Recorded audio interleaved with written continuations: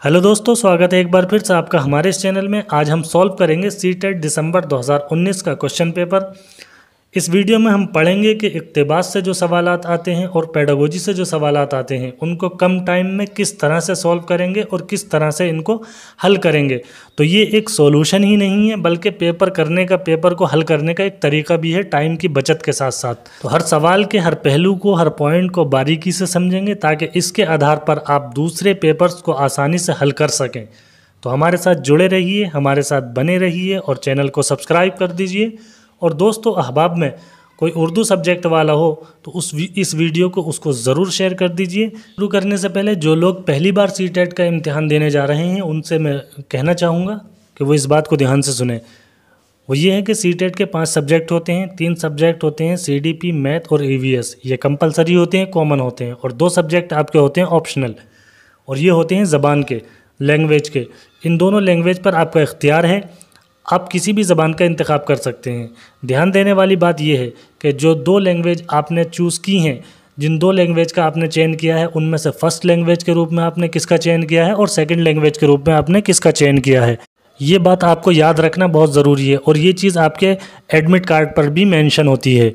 क्योंकि जब आप सीटेट का इम्तिहान देने सीटेट के इम्तिहान हॉल में बैठेंगे तो वहाँ पर आपको लैंग्वेज के 2 पेपर मिलेंगे। हिंदी का, मिसाल के तौर पर आपने हिंदी और उर्दू का चयन किया है और फर्स्ट लैंग्वेज के रूप में आपने उर्दू का चयन किया है और सेकंड लैंग्वेज के रूप में आपने हिंदी का चयन किया है। तो उर्दू के भी 2 पेपर मिलेंगे, हिंदी के भी आपको 2 पेपर मिलेंगे। लेकिन उन दो में से आपको कौन सा करना है, ये चीज़ आपको अपने एडमिट कार्ड से और इस नोटिस से मिलान करना होगा कि आपने फ़र्स्ट लैंग्वेज के रूप में उर्दू का चयन किया है तो आप इस पेपर को करेंगे, और अगर आपने फ़र्स्ट लैंग्वेज के रूप में हिंदी का चयन किया है तो आप हिंदी वाले को फर्स्ट करेंगे और इसको सेकंड करेंगे। तो इस चीज़ का आप ध्यान रखिए। बहुत से लोग इसमें गलती कराते हैं और पूरा पेपर ख़राब कराते हैं। तो आज हम जिस पेपर को सॉल्व करने जा रहे हैं वो है सीटेट दिसंबर 2019 का वो पेपर जो लैंग्वेज फर्स्ट के रूप में तैयार किया गया था। तो चलिए शुरू करते हैं। तो दोस्तों देखिए, ऊपर वाली लाइन में वही नोटिस है जो पहले हम देख चुके हैं। उसके बाद है हिदायत। नीचे दी हुई इबारत को पढ़िए और दिए गए मुतबादिल में से किसी एक मुनासिब तरीन मुतबादिल का इंतखाब कीजिए। मुतबादिल कहते हैं विकल्प को, मतलब नीचे दी गई इबारत को पढ़िए और इनसे मुताल्लिक जो सवालात दिए गए हैं उनमें सही विकल्पों का चयन कीजिए। ठीक है। तो दोस्तों, ये इक्तिबास है, पैराग्राफ है। पैराग्राफ के से मुताल्लिक जो सवालात आते हैं उनको करने का सबसे बेहतर तरीका ये होता है कि आप जो पहले उससे मुताल्लिक सवालात दिए गए हैं पहले उनको पढ़ें। ठीक है। और फिर उसके बाद इबारत पढ़ें, क्योंकि अगर पहले आप इबारत पढ़ लेते हैं उसके बाद सवाल पढ़ते हैं तो फिर आपको दोबारा से इबारत पढ़नी पड़ेगी, जिससे आपका टाइम वेस्ट होगा। तो टाइम की बचत के लिए पहले सवाल पढ़ें, उसके बाद इबारत पढ़ें। तो चलिए इस इक्तिबास को देखते हैं। इस इक्तिबास में 91 से 99 तक जो सवाल हैं वो इस इक्तिबास से मुताल्लिक हैं। ठीक है। तो पहले हम सवाल पढ़ते हैं। पहले 2 सवाल पढ़ेंगे, उसके बाद उसका जवाब इस इबारत में तलाश करेंगे। सवाल नंबर 91 है, साइंसदानों के ख़याल में चाँद में क्या नहीं है। ऑप्शन 1 हरारत है, न रोशनी है, न ऑक्सीजन, न नबातात। 2 रोशनी है, न नबातात, न ऑक्सीजन। तीसरा ऑप्शन है हरारत है, न ज़िंदगी है, न ऑक्सीजन। और चौथा ऑप्शन है नमी है, न जानदार, न रोशनी। बस आप सवाल थोड़ा सा जहन में रखिए, साइंसदानों के ख़याल में चाँद में क्या नहीं है। दूसरा सवाल भी पढ़ लीजिए, चाँद सूरज की रोशनी कैसे मुनाकिस करता है। ठीक है। और ऑप्शन है 1 शीशे की तरह, 2 आईने की तरह, 3 हीरे की तरह और 4 सोने की तरह। इन 2 सवालों को आप थोड़ा सा अपने जहन में रखिए और फिर अब इबारत पढ़िए।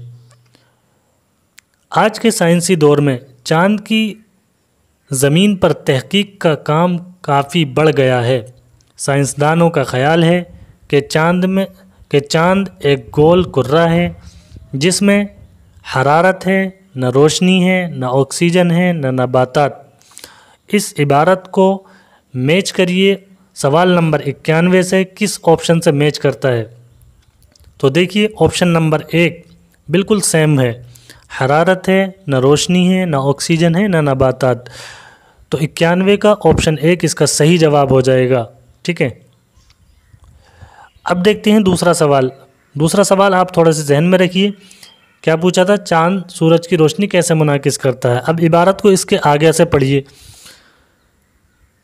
ये सूरज की रोशनी को आईने की तरह मुनाकिस करता है। अगला सेंटेंस वही है जो हमारा 92 का सवाल है, चांद सूरज की रोशनी आईने की तरह मुनाकिस करता है। तो 92 का जवाब कौन सा ठीक हो जाएगा, 92 का सही जवाब हो जाएगा ऑप्शन 2, चांद सूरज की रोशनी आईने की तरह मुनाकिस करता है। अब आप अगला सवाल पढ़िए, सवाल नंबर 93, चांद ज़मीन के गिर्द किस मदार में घूमता है। और ऑप्शन है 1 उफ़क़ी मदार में, 2 मखरूती मदार में, 3 बैज़वी मदार में और 4 अमूदी मदार में। एक सवाल और पढ़ लीजिए, चांद का हमें कौन सा हिस्सा नज़र आता है। चांद पर सूरज की तिरछी रोशनी पड़ती है, जिस पर पूरे तौर पर सूरज की रोशनी पड़ती है, जिस पर सीधे तौर पर सूरज की रोशनी पड़ती है, या जिस पर कभी कभी सूरज की रोशनी पड़ती है। ये 2 सवाल, सिर्फ सवाल आप जहन में रखिए। आप चाहें तो हल्का सा आप एग्ज़ाम हॉल में पेंसिल से मार्क कर लीजिए अपना ध्यान आकर्षित करने के लिए, ठीक है। तो अब हमने जहाँ तक इबारत पढ़ ली थी उसके आगे इबारत पढ़ना शुरू करिए। और हमें चमकता नज़र आता है, ठीक है। ज़रा गौर से देखिए तो ये समझ में आ जाता है कि चांद का सबसे ज़्यादा चमकदार हिस्सा सूरज से बहुत ज़्यादा करीब रहता है। चांद ज़मीन के गिर्द बैज़वी मदार में घूमता है, चांद ज़मीन के गिर्द बैज़वी मदार में घूमता है। 93 नंबर का सवाल आपको मिल गया है। सही जवाब क्या हो जाएगा, ऑप्शन 3। 93 का सही जवाब ऑप्शन 3 हो जाएगा, ठीक है। इसी तरीके से आगे बढ़िए इबारत, हमें चांद का सिर्फ वो हिस्सा नज़र आता है जिस पर पूरे तौर से सूरज की रोशनी पड़ती है, जिस पर पूरे तौर पर सूरज की रोशनी पड़ती है। ऑप्शन से मैच करिए। 94 नंबर में जो सवाल पूछा गया था, चांद सा नज़र आता, कौन सा हिस्सा नज़र आता है, तो चांद का हमें वो हिस्सा नज़र आता है जिस पर पूरे तौर पर सूरज की रोशनी पड़ती है। तो 94 का ऑप्शन 2 इबारत के हिसाब से सही जवाब हो जाएगा। अब अगला सवाल पढ़िए, सवाल नंबर 95, खला से मुराद कौन सी जगह है, ठीक है।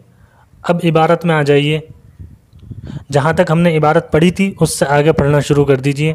ज़मीन से चांद तक का सफ़र ज़मीन के हर सफ़र से मुख्तलिफ होता है, क्योंकि ख़ुद ज़मीन और चांद हर वक्त निहायत तेज़ी के साथ खला में सफ़र करते हैं, इसलिए खला में उनका मकाम बदलता रहता है। खला से मुराद वो जगह जो हवा से खाली हो, खला से मुराद वो जगह जो हवा से खाली हो। अब आप ऑप्शन में देखिए, वो जगह जो हवा से खाली हो, कौन सा ऑप्शन है, ऑप्शन 1 है। तो 95 का जो सही जवाब होगा वो ऑप्शन 1 हो जाएगा। अब सवाल नंबर 96 पढ़िए, चांद से लाई गई मिट्टी और पत्थरों से क्या पता चला, ठीक है। क्या पता चला, ऑप्शन पढ़ लीजिए। चांद पर नबातात और ऑक्सीजन है, 2 चांद पर हरारत और रोशनी है, 3 चांद पर किसी किस्म की ज़िंदगी नहीं और 4 चांद पर नमी और ज़िंदगी है। अब इबारत पढ़ लीजिए, इबारत में क्या कहता है, ठीक है। आज के इंसान ने ख़ुद चांद पर उतरकर तस्वीर उतारी, राख और पत्थर के नमूने हासिल किए, इन नमूनों का तज्ज़िया किया गया, जिनसे पता चला कि चांद की ज़मीन पर कार्बन मौजूद है, ठीक है। चांद से लाई गई मिट्टी और पत्थरों से अब पता चला कि चांद पर किसी किस्म की ज़िंदगी नहीं है। अब आप ऑप्शन से मिलान करिए, ऑप्शन में क्या दिया हुआ है, चांद पर किसी किस्म की ज़िंदगी नहीं है, चांद से लाई गई मिट्टी और पत्थरों से पता चला कि चांद पर किसी किस्म की ज़िंदगी नहीं है। तो 96 का जो सही जवाब हो जाएगा ऑप्शन 3 होगा, ठीक है। 97, तस्वीर की जमा क्या है। तस्वीर की जमा इबारत में बयान की गई है, तस्वीर की जमा ये बयान की गई है तस्वीर, ठीक है। तो 97 का जो सही जवाब हो जाएगा ऑप्शन 1 हो जाएगा। 98 ज़मीन का मुतज़ाद क्या है। ज़मीन का मुतज़ाद आप सब जानते हैं आसमान होता है, ठीक है। तो 98 का भी ऑप्शन 1 सही जवाब हो जाएगा। अब आप अगला सवाल पढ़िए, सवाल नंबर 99। इसमें बताया गया है, इसमें पूछा गया है साइंसी दौर में कौन सा काम काफ़ी बढ़ गया है? साइंसी दौर में कौन सा काम काफ़ी बढ़ गया है? तो आप जो इबारत है उसकी पहली लाइन पढ़िए, आपको इसका जवाब मिल जाएगा। आज के साइंसी दौर में चांद की ज़मीन पर तहकीक का काम काफ़ी बढ़ गया है। अब आप ऑप्शन पढ़िए इसके। खला पर तहकीक का काम नहीं, बंजर ज़मीन पर तहकीक का काम ये भी नहीं है, चांद की ज़मीन पर तहकीक का काम। 99 का जो सही जवाब हो जाएगा ऑप्शन 3 होगा, ठीक है, जो कि इबारत से मैच करता है। तो ये पहले इक्तिबास से थे 9 सवाल, 91 से लेकर 99 तक, ठीक है। अब दूसरे इक्तिबास में है 6 सवाल, टोटल 15 सवाल होते हैं जो इक्तिबास से आते हैं। तो चलिए अब दूसरा इक्तिबास देखते हैं। तो दूसरे इक्तिबास के रूप में कुछ अशआर बयान किए गए हैं जिनमें से 6 सवाल हैं, ठीक है। तो हम इनको वैसे ही हल करेंगे जैसे कि हमने पहले इक्तिबास को हल किया था। तो सवाल नंबर 100 है, शायर अपने महबूब से क्या शिकायत कर रहा है? पहला ऑप्शन है राहगीरों को जमा करने की, दूसरा ऑप्शन रकीबों को जमा करने की, तीसरा ऑप्शन दोस्तों को जमा करने की, और चौथा ऑप्शन अजीज़ों को जमा करने की, ठीक है। ये सवाल हमने पढ़ लिया, आप इसको जहन में रखिए। उसके बाद आप इबारत पढ़िए, ठीक है। दर्द मिन्नत कशे दवा न हुआ, मैं ना अच्छा हुआ बुरा ना हुआ, ठीक है। यहाँ तक तो कुछ नहीं आया। तीसरा मिसरा है, जमा करते हो क्यों रकीबों को, जमा करते हो क्यों रकीबों को, शायर जो है शिकायत कर रहा है रकीबों को जमा करने की। तो सवाल नंबर 100 का जो ऑप्शन 2 है वो मैच कर रहा है इस इबारत से, तो 100 नंबर सवाल का सही जवाब हो जाएगा ऑप्शन 2। अगला सवाल है, अगला सवाल पढ़िए 101, शायर का बंदगी में भला क्यों न हुआ? पहला ऑप्शन है फ़िरौन की वजह से, दूसरा शिद्दात की खुदाई की वजह से, तीसरा नमरूद की खुदाई की वजह से, और चौथा हामान की खुदाई की वजह से, ठीक है। अब इबारत पढ़िए, जहाँ तक हम पढ़ चुके थे उससे आगे। एक तमाशा हुआ गिला ना हुआ, है खबर गरम उनके आने की, ठीक है, आज ही घर में बोरिया ना हुआ, क्या वो नमरूद की खुदाई थी, बंदगी में मेरा भला ना हुआ। तो शायर का बंदगी में भला क्यों नहीं हुआ? क्योंकि नमरूद की खुदाई की वजह से। तो 101 का जो सही जवाब हो जाएगा ऑप्शन 3 हो जाएगा, ठीक है। अगला सवाल पढ़िए, सवाल नंबर 102, महबूब के आने की खबर सुनकर क्यों उदास है? ठीक है, पहला ऑप्शन है घर में बोरियां नहीं है, 2 घर में खाना नहीं है, 3 घर में बर्तन नहीं है, और 4 घर में मिठाइयाँ नहीं हैं। तो महबूब के आने की खबर सुनकर क्यों उदास है? क्योंकि हम इबारत में पढ़ चुके हैं आज ही घर में बोरिया ना हुआ, ठीक है, ये इबारत में आ चुका है। तो 102 का जो सही जवाब हो जाएगा ऑप्शन 1 हो जाएगा। अगला क्वेश्चन है सवाल नंबर 103, हक़ की जमा है। हक़ की जमा आप सब जानते हैं, हक़ की जमा हुकूक होती है, ठीक है। तो 103 का सही जवाब हो जाएगा ऑप्शन 2। सवाल नंबर 104, हक़ तो है कि हक़ खाली जगह न हुआ, इस खाली जगह में शेर को पूरा करना है। देखिए ये शेर कहाँ बयान हुआ है, तो जब हम इबारत में देखते हैं तो ये शेर आखिरी मिसरे में हमें मिलता है, और इस शेर का पूरा जो स्वरूप है वो इस तरह से है। हक़ तो ये है कि हक़ अदा ना हुआ, अदा आएगा खाली जगह में। तो अदा देखिए कौन से ऑप्शन में बयान किया गया है, अदा जो आया है वो तीसरे ऑप्शन में आया है, तो इसका सही जवाब हो जाएगा ऑप्शन 3। अगला सवाल पढ़िए, सवाल नंबर 105, पहले मिसरे में शायर ने किसको दर्द का मिन्नत कश ना होने दिया? मिन्नत कश कहते हैं एहसानमंद, ठीक है। 1 हवा का, 2 दवा का, और 3 वफा का, और 4 जज़ा का। ऑप्शन के हिसाब से पहला मिसरा पढ़िए, दर्द मिन्नत कशे दवा ना हुआ। तो शायर ने जो मिन्नत कश का, दर्द का जो मिन्नत कश ना होने दिया है वो दवा को नहीं होने दिया है, ठीक है। तो 105 का सही जवाब हो जाएगा ऑप्शन 2। तो दोस्तों ये सवाल थे इक़्तिबास से मुताल्लिक़। आप जानते हैं कि सीटेट में 15 क्वेश्चन इक़्तिबास से आते हैं और 15 क्वेश्चन पेडागोजी से। तो हमने इक़्तिबास से जो सवाल आए थे उनको हल किया। अब हम पढ़ेंगे पेडागोजी के क्वेश्चन को। उर्दू पेडागोजी के जो क्वेश्चन हैं हम उनको वैसे ही पढ़ेंगे जैसे कि हम अपने और वीडियोस में और पार्ट में हम पढ़ चुके हैं। अगर आपने वो वीडियोस नहीं देखे हैं तो उनको प्लेलिस्ट में जाकर देख लीजिए, वो आपके लिए काफ़ी सहायक रहेंगे और उर्दू पेडागोजी को समझने में वो आपकी काफ़ी मदद भी करेंगे। तो चलिए शुरू करते हैं। तो सवाल नंबर 106 है, मादरी ज़बान पर मबनी कसीर लिसानियात क्या है? 1. सिर्फ मादरी ज़बान की आमोज़िश। 2. मादरी ज़बान के ज़रिए आमोज़िश। 3. पहले मादरी ज़बान फिर मज़ीद ज़बानों की आमोज़िश। और 4. बहुत सी ज़बानों और गैर मुल्की ज़बानों की मादरी ज़बान की तौर पर आमोज़िश। तो दोस्तों सवाल में ये पूछ रहा है कि मादरी ज़बान पर मबनी यानी मातृभाषा पर आधारित जो कसीर लिसानियात हैं और बोलियां हैं, बहुत ज़्यादा बोलियां हैं, उनसे क्या मुराद है। लिसानियात का मतलब होता है बोली, भाषा। ठीक है, तो अब आप ऑप्शन देखिए और ऑप्शन में से सही ऑप्शन का चयन कीजिए। पहला ऑप्शन है सिर्फ मादरी ज़बान की आमोज़िश, कसीर की बंदिश नहीं आएगी, सिर्फ मादरी ज़बान की आमोज़िश नहीं होती है।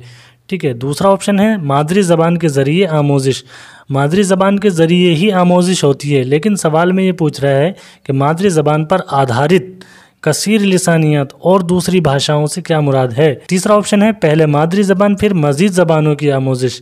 ये ऑप्शन इसका ठीक हो जाएगा। पहले हम मादरी ज़बान सीखते हैं और मादरी ज़बान सीखने के बाद में दूसरी ज़बानों की आमोज़िश करते हैं, दूसरी ज़बानें सीखते हैं। तो 106 का सही जवाब हो जाएगा ऑप्शन 3। सवाल नंबर 107 है, स्कूल की तालीमी पॉलिसी में ज़बान जानी जाती है। 1. कसीर लिसानी तालीम। 2. तालीम में ज़बान। 3. मादरी ज़बान पर मबनी कसीर लिसानियत। और 4. सहलिसानी फार्मूला। तो दोस्तों सवाल का मतलब ये है कि इस स्कूल की तालीमी पॉलिसी में ज़बान को किस रूप में जाना जाता है। पहला ऑप्शन है कसीर लिसानी तालीम, ये ऑप्शन इसका ठीक नहीं होगा। दूसरा है तालीम में ज़बान, ये भी ठीक नहीं होगा। और तीसरा है मादरी ज़बान पर मबनी कसीर लिसानियत, ये ऑप्शन भी इसका ठीक नहीं होगा। इसका सही जवाब हो जाएगा ऑप्शन 4 सहलिसानी फार्मूला। ठीक है, स्कूल की तालीमी पॉलिसी में ज़बान को जो है सहलिसानी फार्मूले के रूप में जाना जाता है, इसलिए कि ये एक पॉलिसी है जिसको central advisor board of education ने 1949 में मुरतब किया था। सहलिसानी फार्मूले ने अक़लियती ज़बान यानी वो ज़बानें जो कम बोली जाती हैं, उन ज़बानों को फ़रोग़ देने में काफ़ी हद तक मदद की थी और काफ़ी हद तक कोशिश की थी। उसके बाद सन 1968 में इस फार्मूले को नेशनल पॉलिसी ऑफ एजुकेशन में शामिल कर लिया गया। ठीक है, सेकेंडरी लेवल पर भाषा से संबंधित समस्याओं को दूर करने के लिए इस फार्मूले का गठन हुआ था। तो स्कूल की तालीमी पॉलिसी में ज़बान जानी जाती है सहलिसानी फार्मूले के रूप में। तो इसका सही जवाब हो जाएगा ऑप्शन 4। अगला सवाल है सवाल नंबर 108, कुल ज़बान के नज़रिए से मुराद है। 1. एक मफरूज़ा के आमोज़गार पहले हरूफ और आवाज़ फिर लफ्ज़, फ़िक्रों और फिर जुमलों के तवस्सुत से ज़बान सीखते हैं। दूसरा ऑप्शन एक मफरूज़ा के आमोज़गार ज़बान की आमोज़िश ज़बान की मुख्तलिफ़ इकाइयों और छोटी इकाइयों जैसे आवाज़ और हरूफ वग़ैरह को समझने से करते हैं। 3. एक मफरूज़ा कि ज़बान की आमोज़िश सबसे छोटी इकाई हरूफ तहज्जी से शुरू होती है। और चौथा ऑप्शन एक मफरूज़ा के तमाम ज़बानें एक ही तरीके से सीखी जाती हैं। तो दोस्तों सवाल का मतलब है कुल ज़बान के नज़रिए से क्या मुराद है। कुल ज़बान के नज़रिए मतलब टोटल थ्योरी ऑफ लैंग्वेज का क्या मतलब है। ठीक है, और आपका पहला ऑप्शन है एक मफरूज़ा के आमोज़गार पहले हरूफ और आवाज़ फिर लफ्ज़, फ़िक्रों और जुमलों के तवस्सुत से ज़बान सीखते हैं। मफरूज़ा उसको बोलते हैं जिसको फ़र्ज़ किया गया हो, सपोज़ किया गया हो। ठीक है, आमोज़गार सीखने वाले को कहते हैं और फ़िक्रे छोटे छोटे वाक्यों को बोलते हैं। इसी तरीके से तवस्सुत ज़रिया, वसीला। ठीक है, अब आप समझ के बताइए कि ये ऑप्शन इसका ठीक होगा। तो दोस्तों ये ऑप्शन इसका ठीक नहीं होगा क्योंकि ज़बान की आमोज़िश इस क्रम में नहीं होती है। दूसरा ऑप्शन है एक मफरूज़ा के आमोज़गार ज़बान की आमोज़िश ज़बान की मुख्तलिफ़ इकाइयों और छोटी इकाइयों जैसे आवाज़ और हरूफ वग़ैरह को समझने से करते हैं। ये ऑप्शन इसका ठीक हो जाएगा क्योंकि आमोज़गार किसी ज़बान की आमोज़िश करते हुए पहले उस ज़बान की इकाइयों को और छोटी इकाई जैसे आवाज़, हरूफ वग़ैरह को समझने से स्टार्ट करता है। तो 108 का सही जवाब ऑप्शन 2 हो जाएगा। ठीक है, सवाल नंबर 109, ज़बान की तदरीस का कौन सा रवैया याद करने को ज़बान की आमोज़िश का एक उन्सुर तस्लीम करता है। 1 साख्तियाती रवैया, 2 कवायद के अज्जा के तर्जुमे का रवैया, 3 तरसीली रवैया और चौथा है कुल जिस्मानी रद्द-ए-अमल।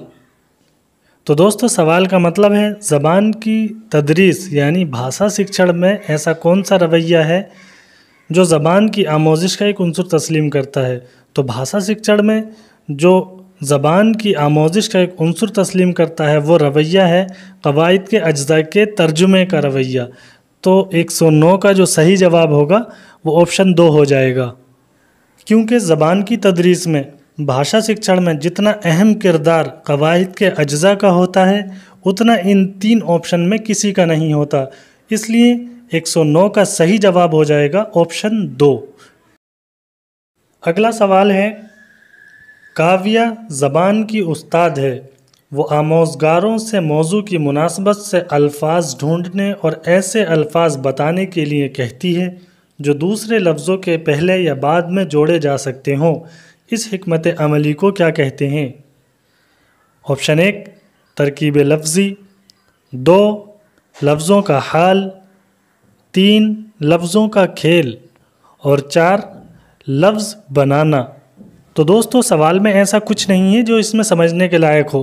सीधी सी बात बोल रहा है कि एक उस्ताद कुछ ऐसे लफ्ज़ों का इस्तेमाल करता है जो दूसरे लफ्ज़ों के पहले या बाद में जोड़े जा सकते हों। इस हिकमत अमली को क्या कहते हैं? और पहले ऑप्शन में बता रहा है तरकीब लफ्ज़ी। अगर हम देखें तरकीब के माने होते हैं जोड़ना और लफ्ज़ के माने लफ्ज़ होते हैं।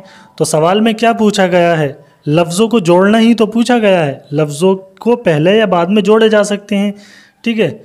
और पहले ऑप्शन में कह रहा है तरकीब लफ्ज़ी, लफ्ज़ों को जोड़ना, दूसरे शब्दों में वही मतलब होता है इसका भी, ठीक है।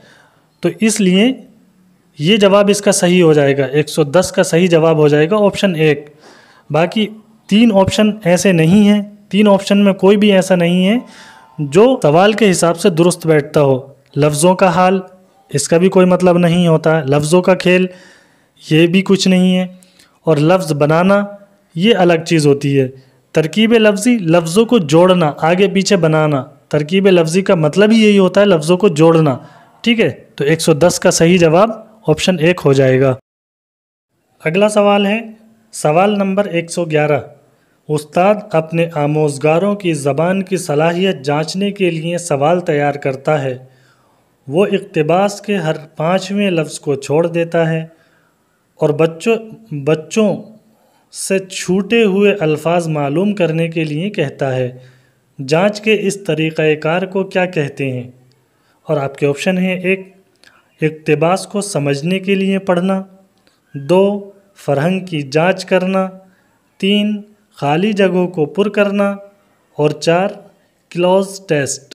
तो दोस्तों आसान सवाल है। सवाल में ये पूछ रहा है कि एक उस्ताद अपने बच्चों की सलाहियत को जानने के लिए वो हर पैराग्राफ में 5वें लफ्ज़ को छोड़ देता है, ठीक है, और बच्चों से छूटे हुए लफ्ज़ को मालूम करने के लिए कहता है। तो इस तरीक़ाकार को, इस अमल को क्या कहते हैं? उसके इस अमल को क्या नाम देंगे?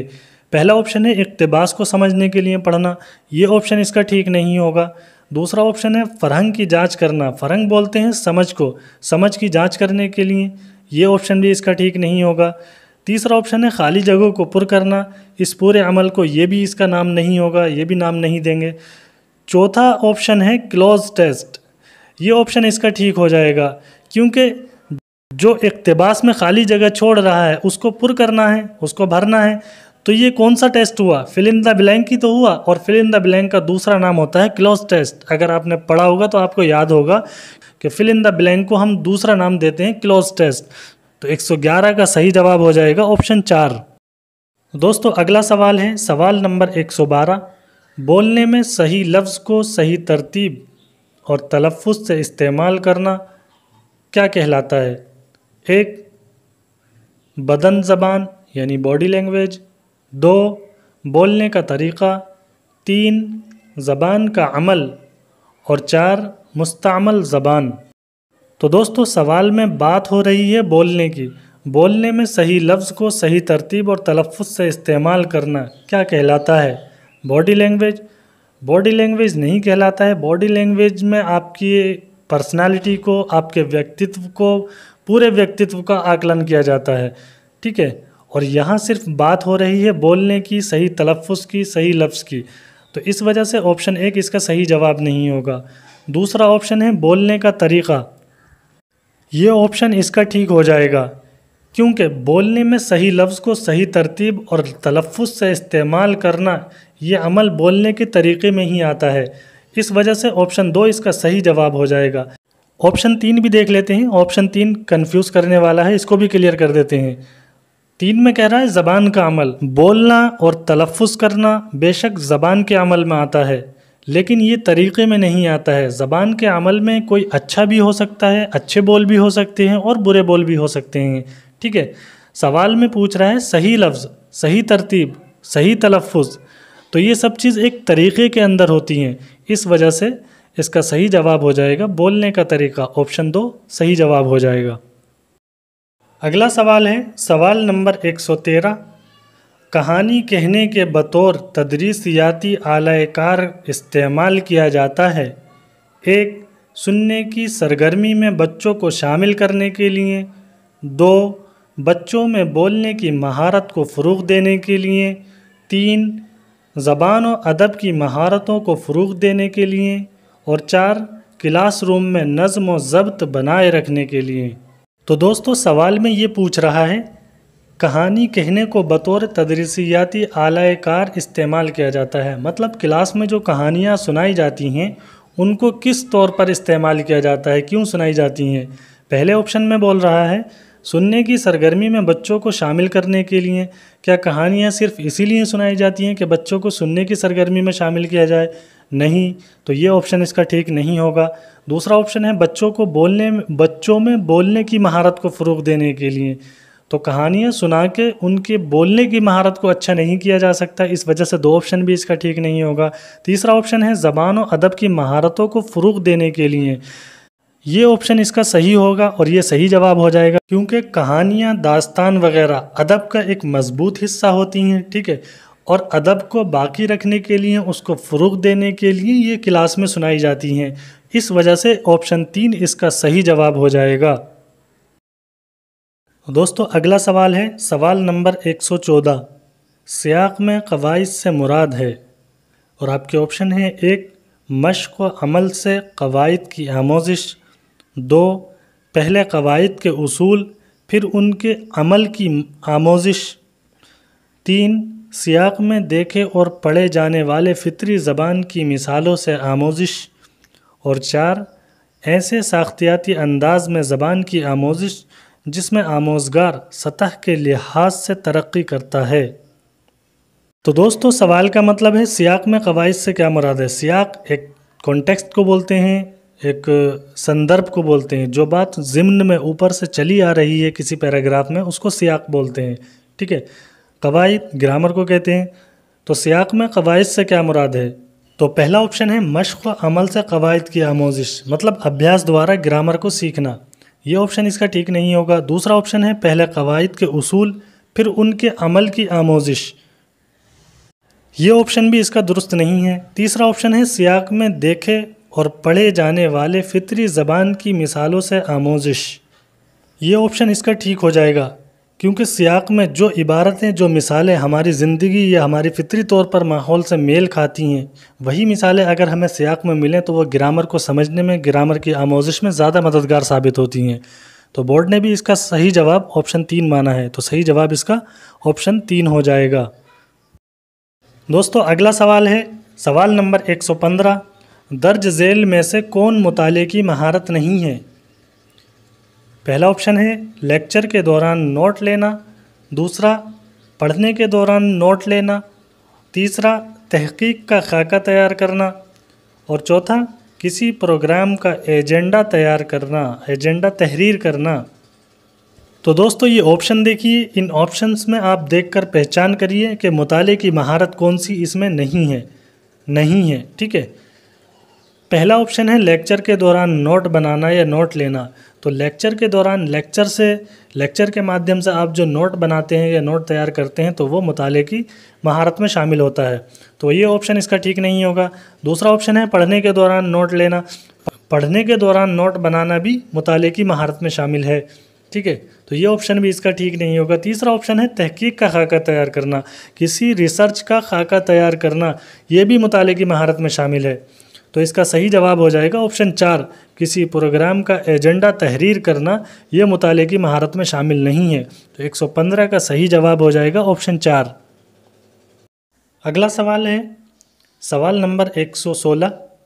दरसी किताबों के मुसन्निफीन हमेशा नसरी इक़्तिबास, नज़्म, बयानिया को और असली तहरीरों को अपनी किताबों में क्यों शामिल करते हैं? ऑप्शन 1, वो मुस्तनद और फ़ितरी ज़बान में होती हैं। 2, दरसी किताबों के मुसन्निफीन उन्हें पसंद करते हैं। 3, वो मश्क तैयार करने में मुआविन होती हैं। और 4, वो मुताले के लिए मौजू होती हैं। तो दोस्तों सवाल का मतलब ये है कि दरसी किताबों के मुसन्निफीन यानी पाठ्य पुस्तक के जो लिखने वाले होते हैं वो अपनी किताबों में नस्र और नज़्म को क्यों शामिल करते हैं?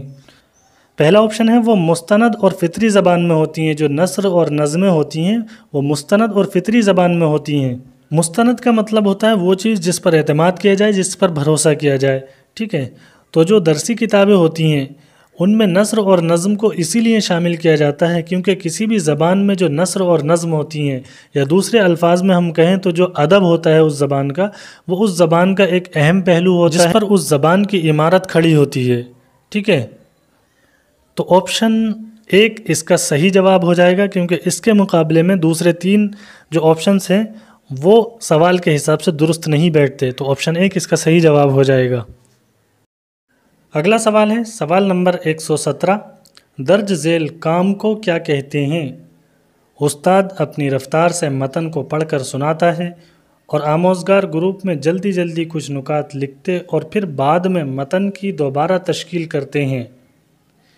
1 इमला, 2 कवायद का इमला, 3 दोबारा लिखने का काम और 4 बाहमी इमला। तो दोस्तों सवाल तो समझ ही गए होंगे।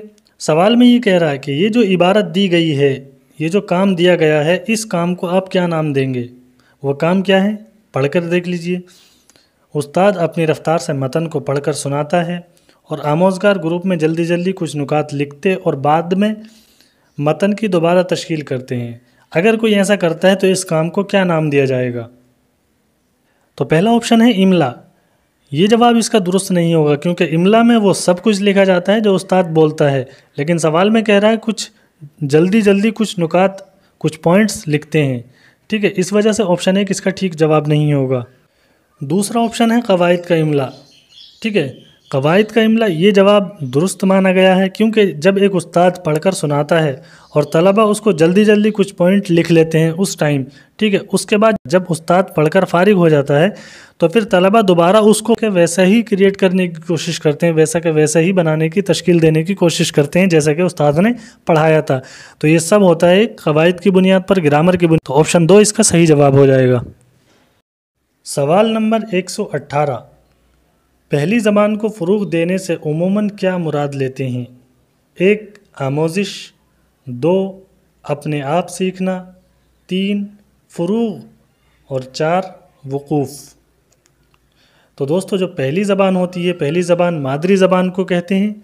ठीक है, मादरी ज़बान को फ़रोग़ देने के लिए क्या कहा जाता है, क्या मुराद लिया जाता है? पहला ऑप्शन है आमोज़िश। आमोज़िश इसका सही जवाब नहीं होगा क्योंकि आमोज़िश संबंधित होता है टीचिंग से। ठीक है, तो टीचिंग का मतलब होता है सिखाना। तो पहली ज़बान जो मादरी ज़बान होती है अपने आप ही समाज में रहकर, वातावरण में रहकर खुद अपने आप ही सीखी जाती है। तो 118 का जो सही जवाब हो जाएगा ऑप्शन 2 होगा। अगला सवाल है सवाल नंबर 119। पहली जमात के उस्ताद के क्लास में मुख्तलिफ़ मादरी ज़बान बोलने वाले बच्चे हैं। उस्ताद उन बच्चों से मुख्तलिफ़ मादरी ज़बानों में आदाब व तस्लीम के तबादले के लिए कहता है। इस तरह तलबा रोज़ मुख्तलिफ़ ज़बानों के नए अल्फाज से मुतारिफ़ होते हैं। इस तरह उस्ताद क्या हिकमत अमली इख्तियार करता है? 1 कसीर लिसानियत बतौर माख़ज़, 2 बहुत सी ज़बानें जानना, 3 तनव्वु बतौर हिकमत अमली और 4 यक लिसानियत। तो दोस्तों सवाल समझिए, पहले सवाल समझिए उसके बाद ऑप्शन देखिए। सवाल का मतलब ये है कि पहली जमात में यानी पहली क्लास में कुछ बच्चे ऐसे हैं जो बहुत सी ज़बानें जानते हैं, जिनकी मादरी ज़बानें अलग अलग हैं। मिसाल के तौर पर फर्स्ट क्लास में कुछ बच्चे आसाम के हैं, कुछ बच्चे गुजरात के हैं, कुछ बच्चे यूपी के हैं तो कुछ पंजाब के हैं। इलाके के हिसाब से इनकी ज़बानें मुख्तलिफ हैं, ठीक है। तो एक उस्ताद उन बच्चों से ये कहता है कि आप जब सुबह में क्लास में एंट्री करें तो आप जो सलाम और आदाब करें वो अपनी ज़बान से हटकर दूसरी ज़बान में करें, दूसरे की मादरी ज़बान में करें। आदाब व तस्लीम के तबादले के लिए कहता है, ठीक है, इसका यही मतलब होता है। और तलबा उस्ताद के हुक्म के मुताबिक रोज़ाना नई ज़बान के सलाम व तस्लीम, रोज़ाना नई ज़बान के आदाब व तस्लीम करता है, ठीक है। तो इस तरह की उस्ताद की हिकमत अमली को क्या कहेंगे, सवाल में ये पूछा है। तो पहला ऑप्शन है कसीर लिसानियत बतौर माखज़। लिसानियत कहते हैं किसी भी ज़बान के मुनज़्ज़म इल्म को, ठीक है। और माखज़ होता है मरजा, जहाँ से कोई चीज़ निकलती है उसको माखज़ कहते हैं। दूसरे माना इसके हैं ज़रिया या वसीला। एक उस्ताद इस हिकमत अमली के ज़रिए कसीर लिसानियत को बतौर माखज़ पेश करता है, यानी बच्चों में एक ज़रिया बनाता है मेल जोल का, बच्चों की मादरी ज़बान को मिलाने का एक ज़रिया बनाता है इस हिकमत अमली के ज़रिए। तो 119 का सही जवाब हो जाएगा ऑप्शन 1, ठीक है। तो दोस्तों अगला सवाल है सवाल नंबर 120। दर्ज झेल में कौन आमोज़गारों को ज़बान से मुतारिफ़ कराने का मिसाली तरीक़ा नहीं है। ऑप्शन 1 नज़्म और गाने, 2 मुस्तअमल लफ्ज़ और छोटे जुमले, 3 हुरूफ़ तहज्जी के हुरूफ़ की तदरीस और 4 बोलने और सुनने में शिरकत। तो दोस्तों सवाल का मतलब है कि दर्ज झेल में कौन आमोज़गारों को ज़बान से मुतारिफ़ कराने का मिसाली तरीक़ा नहीं है, यानी नीचे दिए गए जो ये ऑप्शंस हैं इन ऑप्शंस में से कौन सा ऐसा मिसाली तरीक़ा नहीं है जो सीखने वाले को आमोज़गार को ज़बान से तारुफ़ कराता है। कौन सा ऐसा मिसाली तरीक़ा नहीं है। पहला ऑप्शन है नज़्म और गाने। नज़्म और गाने किसी भी ज़बान का तारुफ़ कराते हैं, पहचान कराते हैं, ठीक है। तो ये ऑप्शन इसका सही नहीं होगा। दूसरा ऑप्शन है मुस्तअमल लफ्ज़ और छोटे छोटे जुमले, तो इनके ज़रिए से भी ज़बान की पहचान होती है, ठीक है। और तीसरा ऑप्शन है हुरूफ़ तहज्जी के हुरूफ़ की तदरीस। ये ऑप्शन इसका ठीक हो जाएगा क्योंकि आमोज़गारों को ज़बान से मुतारिफ़ कराने का मिसाली तरीक़ा हुरूफ़ तहज्जी के हुरूफ़ की तदरीस नहीं है, ठीक है। तो ऑप्शन 3 इसका सही जवाब हो जाएगा। तो दोस्तों ये था सीटेट दिसंबर 2019 का क्वेश्चन पेपर। इसी तरह के और पेपर सॉल्व करने के लिए और उर्दू के सभी इम्तिहान की प्रैक्टिस के लिए हमारे चैनल से जुड़े रहें और हमारे चैनल को सब्सक्राइब करें और इस वीडियो को ज़्यादा से ज़्यादा शेयर करें। तो मिलते हैं नेक्स्ट वीडियो में। बहुत बहुत शुक्रिया। अल्लाह हाफिज़।